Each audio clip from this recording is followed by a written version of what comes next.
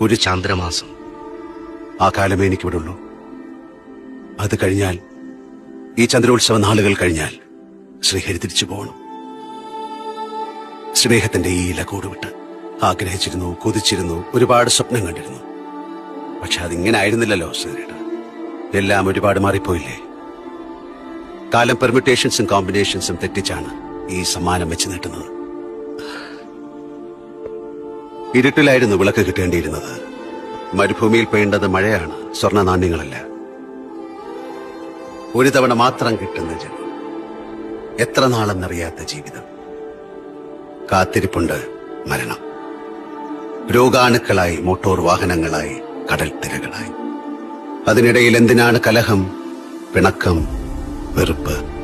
കളഭത്തിന്റെ, ചെമ്പകമൊട്ടിന്റെ, നിലവിളക്കിലെരിയുന്ന തിരിയുടെ, മഴയുടെ, മകരക്കാറ്റിന്റെ, പുതുമണ്ണിന്റെ, പാലപ്പൂവിന്റെ, പാലിശ്ശേരി തീർക്കുന്ന വീടിയുടെ.